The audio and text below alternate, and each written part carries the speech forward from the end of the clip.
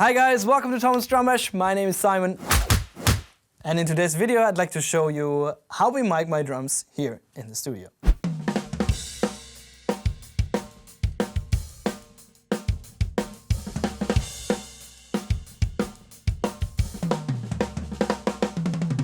So I'm going to talk about different mic placements of each, let's call it, category of the drum set and what they're good for.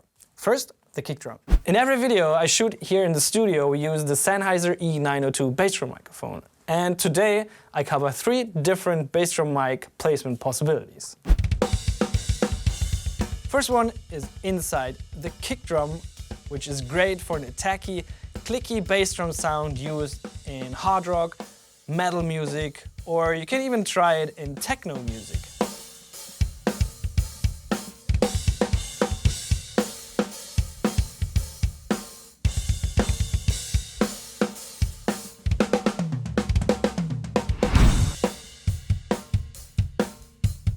Second is at the hole, like a little bit inside of the hole. At this position you get a pretty equal balance between low end and attack, which is great for almost every style of music, especially pop, rock, fusion and funk, and especially when you only have one bass drum mic.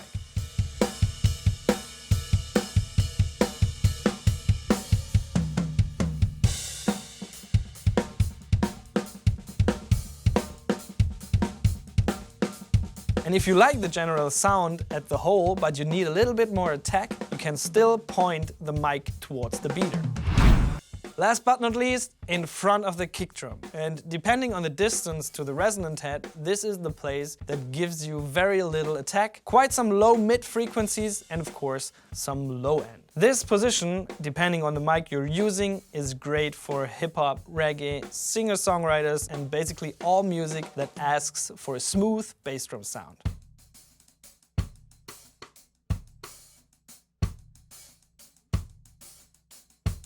Great mics to put in front of the kick drum are, of course, the Thomann U47 FET or a similar large condenser mic, or like we use here, a Sennheiser MD421 dynamic microphone. When it comes to recording, it's always good to do a combination of either the kick in or at the hole placement together with the kick out mic, because then you have the possibility to change the sound you like later in the mix.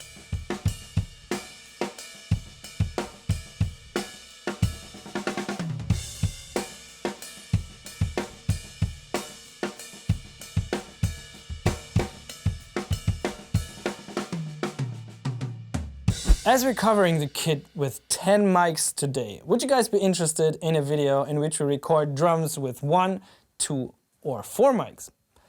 Leave a comment and let's go on with snare drum and toms. I think that there are mainly 2 different ways to mic the snare and the toms. One is to point the mic more towards the edge of the drum, which results in more overtones and a slightly thinner sound.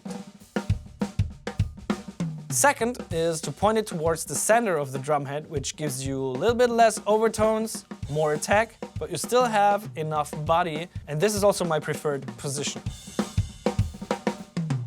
The distance from the hoop can vary about 1 to 4 fingers from the hoop depending on the preferred sound. But I usually go with 3 to 4 fingers on toms and 1 to 4 on the snare drum.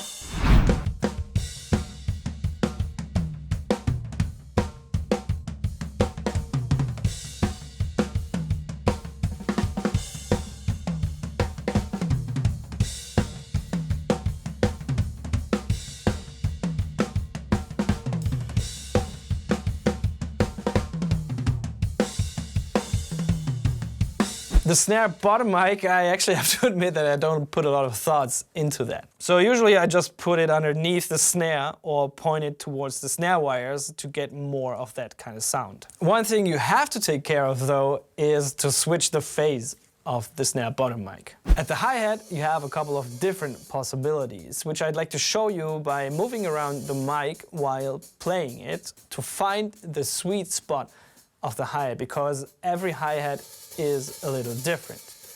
And I'm looking for some stick definition and a little bit of body because I can get the high frequencies out of the overhead mics.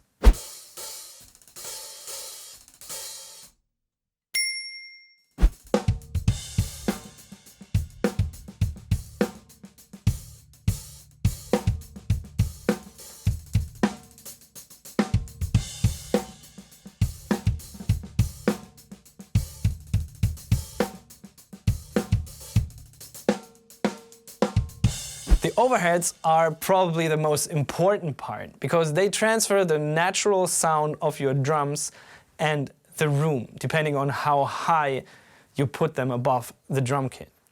The further you put them away, the more roomy it gets. Here are the 3 most common mic positions.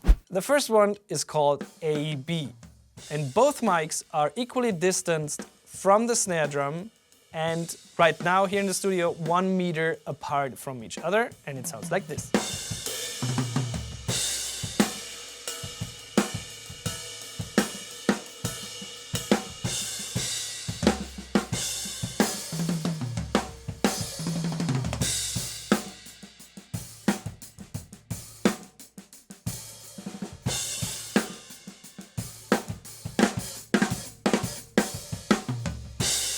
Next one is called XY, and the capsules are put close to each other in a 90-degree angle, which sounds like this.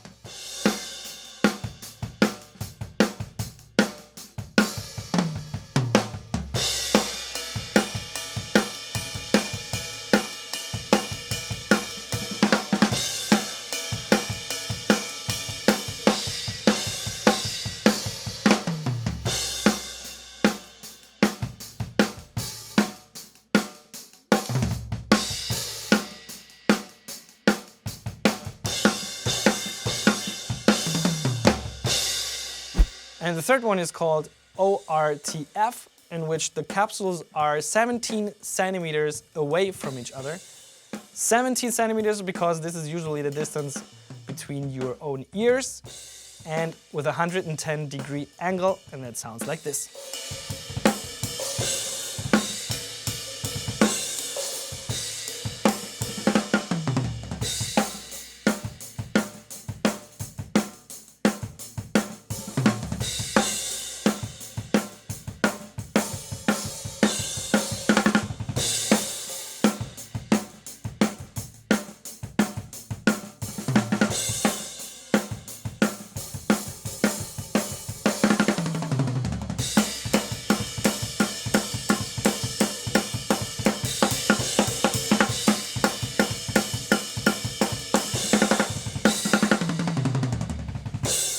Right here in the studio and in my studio at home, I always go with the AB placement because I think it fits very well in any style of music.